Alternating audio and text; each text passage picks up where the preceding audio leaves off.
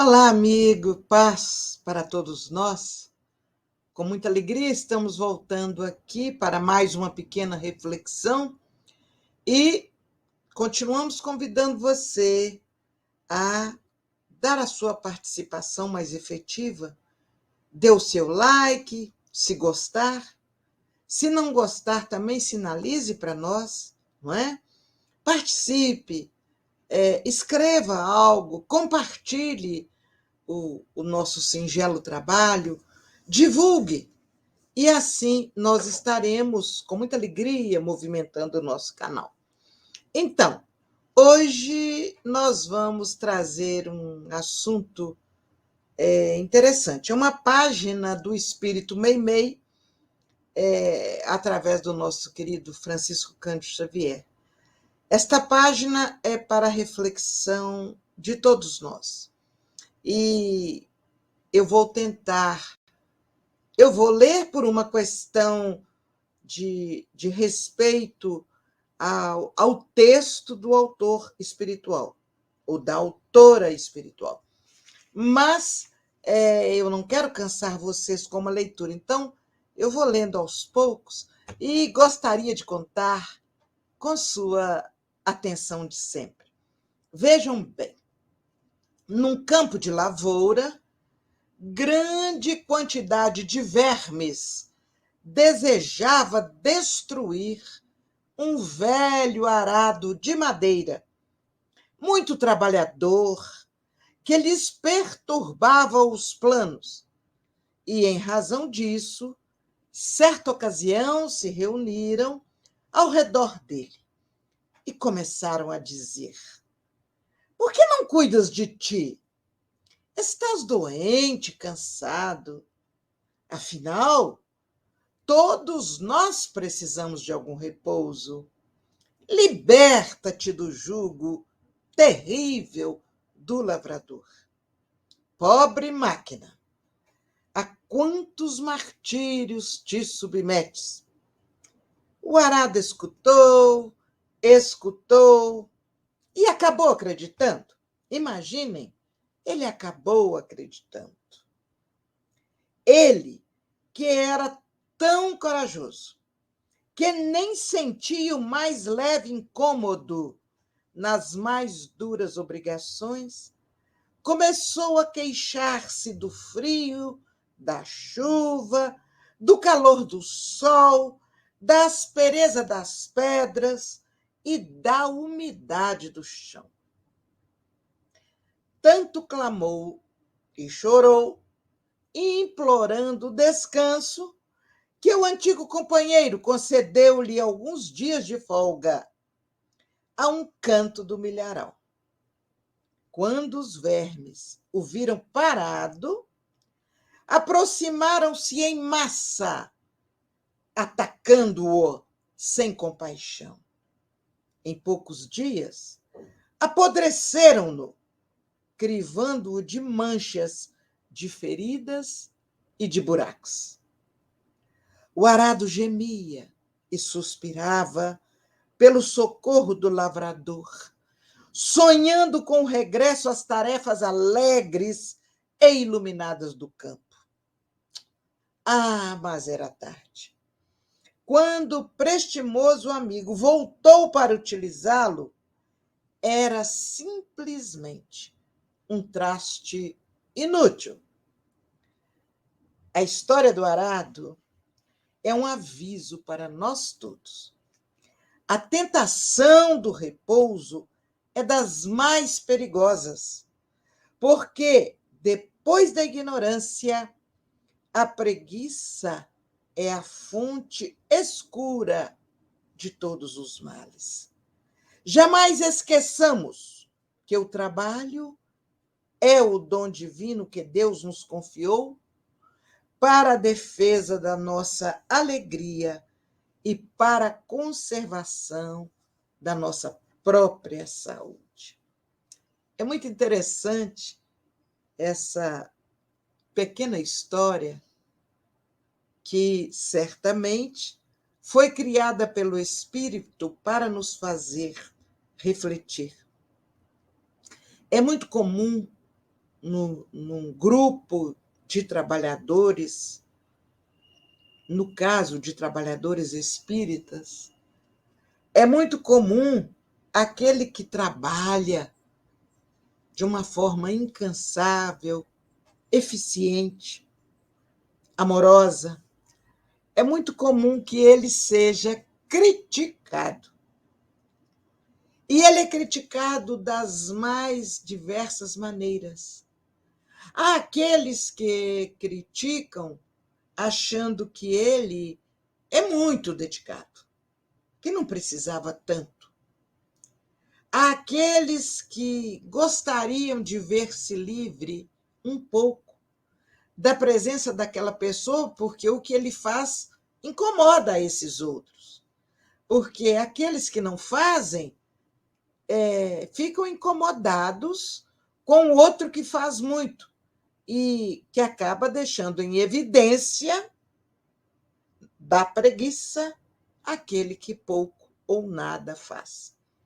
E assim, nós vamos identificando alguns que, sem malícia, mas insuflados por companheiros, por comentários de companheiros, ou às vezes até por sugestão espiritual, começam a achar que o outro vai adoecer de tanto trabalhar.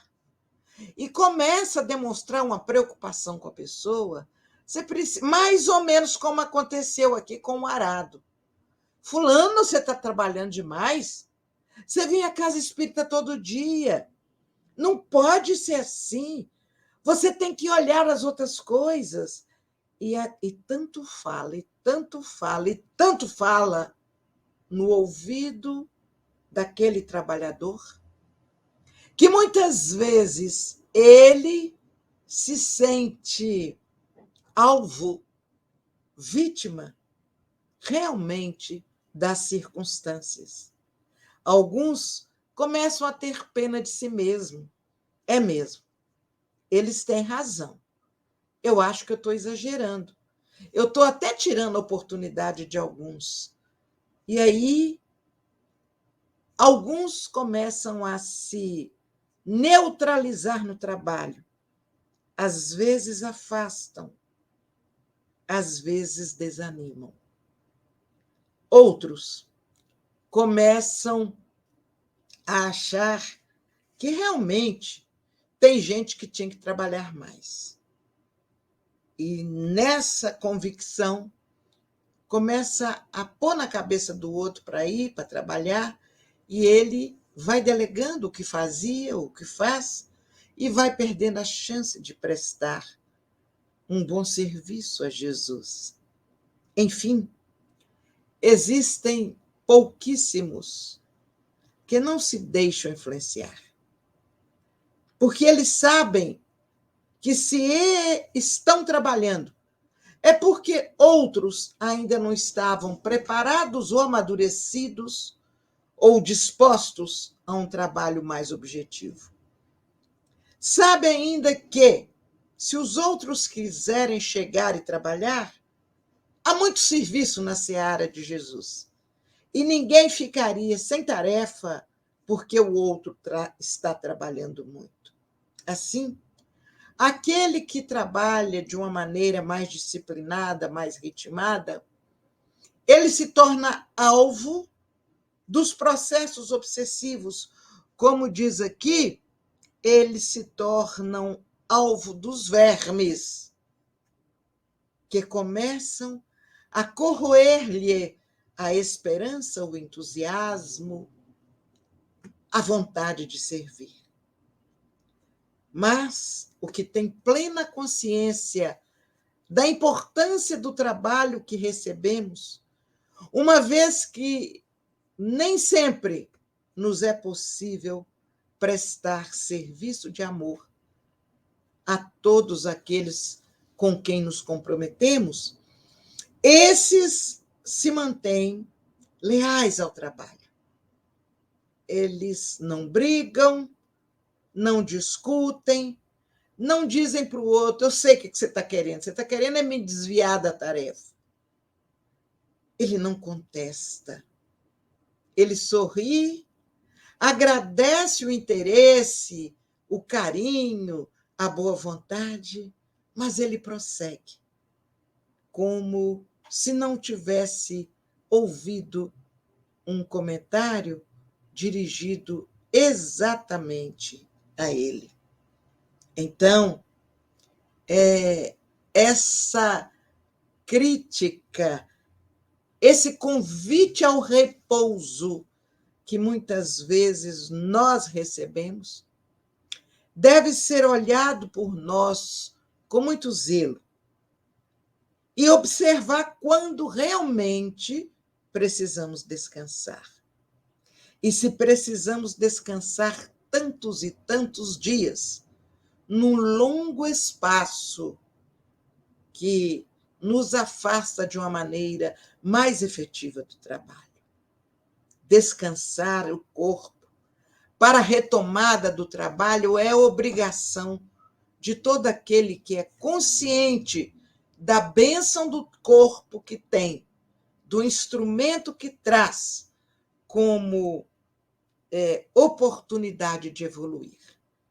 Mas ele sabe também que para renovar as energias, para harmonizar o funcionamento dos seus sistemas, órgãos, ele não precisa de um tempo tão prolongado. E dentro do que tem de perspicácia, de percepção, ele programa, sim, o seu descanso, para o seu refazimento, para a preparação para outras atividades. Mas ele não se deixa levar num processo íntimo de coitado de mim, estou trabalhando demais, eu estou sendo vítima dos companheiros que não querem me ajudar. Então, minha gente, vamos ter cuidado, porque o verdadeiro amigo não nos convida a encostar as ferramentas. Ele nos convida para um passeio, ele nos convida para um momento de paz, de refazimento, de repouso. Mas ele não nos convida a parar. Ele respeita as tarefas que realizamos. Ele respeita a dignidade do trabalho que realizamos. Então, tenhamos atenção, porque às vezes quem fala isso também não fala por mal, não. Não quer nos prejudicar, não. Está só sendo um instrumento dos espíritos equivocados para que o trabalho que nós fazemos seja interrompido ou prejudicado. Então, o outro está sendo apenas instrumento. Por isso cabe a nós a ação, a decisão, o cuidado na nossa relação com os nossos companheiros que nos desejam tanto bem. É importante que possamos, sim, trabalhar com harmonia, vendo a grandeza do belo diante de nós, em torno de nós, mas que não passemos para outro a abençoada oportunidade que nos foi delegada de trabalhar em benefício dos que sofrem mais do que nós.